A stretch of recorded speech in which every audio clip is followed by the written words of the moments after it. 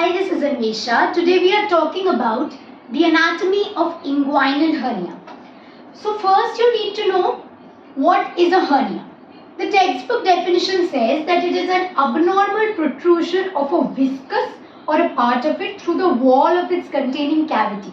See, this is the anterior abdominal wall and there is a defect through which the loops of intestine have come out.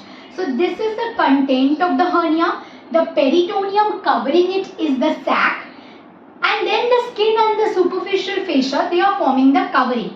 This narrow region is the neck of the hernia and the rest of it is the body of the hernia. Alright, then you all know what the inguinal region is, right? So inguinal region is basically on the anterior aspect at the junction between the abdominal wall and the thigh. Okay, so a part of the hip bone is there laterally, which is called the anterior superior iliac spine. Medially there is the pubic tubercle and the ligament extending from the anterior superior iliac spine laterally to the pubic tubercle medially is called the inguinal ligament. Alright, then what is it? What is the inguinal ligament? Basically the external oblique aponeurosis is coming down like this and the lower part is getting folded posteriorly upon itself. Alright, it's coming like this, folded up posteriorly upon itself. So this is the inguinal ligament. Now, if you see the pubic symphysis over here, if you draw a line from the anterior superior iliac spine to the pubic symphysis, find its midpoint and go 1.25 cm above the mid-inguinal point, there is an opening in the transversus abdominis muscle, and this opening is known as the deep inguinal ring. Alright, this deep inguinal ring is just lateral to the stem of the inferior epigastric artery.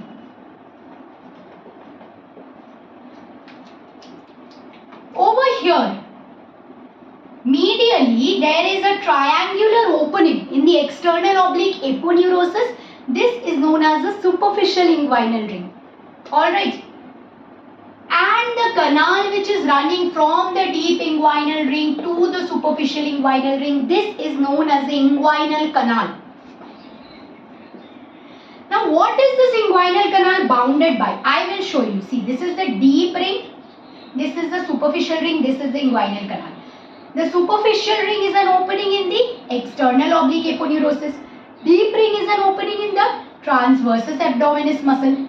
So, superficial to this, you have the skin, you have the fascia, and then you have the external oblique aponeurosis, and anteriorly in the lateral part, you also have some fibers of internal oblique.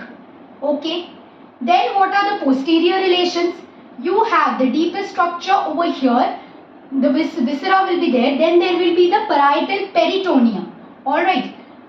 Then here is some extraperitoneal tissue. Alright. And then there is the transversus abdominis. Posterior relations in the medial part, you also have to talk about the conjoint tendon. And over here there is a reflected part of the inguinal ligament. Now, if you consider the contents, what are the contents of the inguinal canal? You will have the spermatic cord in males, because here, over here, this is the deep ring, superficial ring, this is the pubic tubercle. Pubic tubercle is just at the root of the penis. So there is a penis over here and there is a scrotum in males. Alright. Now, this spermatic cord is running through the inguinal canal into the scrotal sac. Alright, this is a normal content. So, what is the spermatic cord? The spermatic cord will have an external spermatic fascia and internal spermatic fascia. What does it contain? What is the most obvious content? Yes, it is the ductus deferens. The vas deferens is the most obvious content. Now, if there is vas deferens, there will be an artery to the vas deferens. Now, it is going to the testis, right? So, there will be a testicular artery. Scrotum has another thing, the cremasteric muscle. So, there will be an artery to the cremaster. If there is a arterial supply to the testis, there will also be the venous drainage, that is the pampaniform venous plexus. There will also be the lymphatics from the testis. Then we'll talk about the nerves. There is the genital branch of genitofemoral nerve over here. and there is the sympathetic nerves around the artery to the ductus deferens. Then there is another nerve known as the ilioinguinal nerve, alright, but it comes around over here, alright, in the midpoint where there is a space between the internal and external oblique, and it is running in the canal but it is outside the cord, alright. So these are the structures inside the vas deferens, inside the spermatic cord. Then now look at it. This is a potential area of weakness in the anterior abdominal wall. So every time you cough, all your intestines should come out. That doesn't happen, right? So why it doesn't happen? Because when the intra-abdominal pressure will increase, then this deep ring, this superficial ring will approximate. But these are not in a straight line. So when they approximate, this canal will be obliterated. There is also another muscle which is the internal oblique. The internal oblique is arching over the inguinal canal like this. So they are forming a part of the anterior wall, the roof and the posterior wall. So when they contract, this canal gets closed like the shutter of a shop. That is known as a shutter valve mechanism. Then when the cremasteric muscle contracts, the testis and the spermatic cord will plug in the superficial ring. That is called the ball valve mechanism.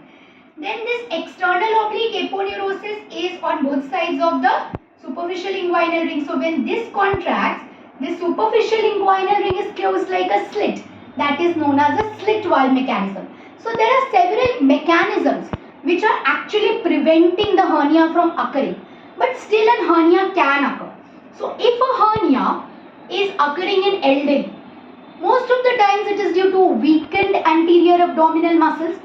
That is occurring medial to the inferior epigastric artery, and that is known as a direct hernia. But if this inguinal canal mechanisms are not working, or if there is a patent processus vaginalis, it is also another content of the spermatic cord, the remnants of processus vaginalis. So a patent processus vaginalis can cause structures of the abdomen to herniate from the deep ring, superficial ring into the scrotal sac. This is known as an indirect hernia.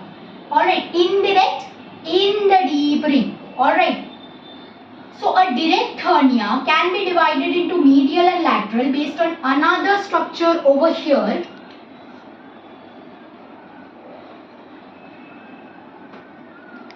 Time to হয়ে গেছে।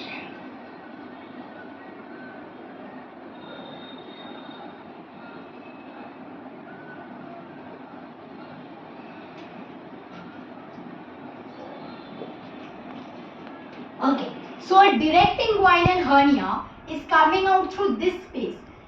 Here you have the rectus abdominis muscle. So this space between the inferior epigastric artery laterally, rectus abdominis medially, and the inguinal ligament below, this is known as the Hasselbalch's triangle. And this Hasselbalch's triangle contains the medial umbilical ligament, which is a remnant of the obliterated umbilical artery. Based on this, a direct hernia can be lateral or medial. And the one which is coming through the deep ring, superficial ring into the scrotal sac, this is an indirect hernia. Indirect hernia is seen mostly in children due to a patent processus vaginalis, and direct hernia is seen mostly in elderly people who have weakened abdominal muscles and some added straining factors like chronic cough or chronic constipation. That's all for today. Thank you.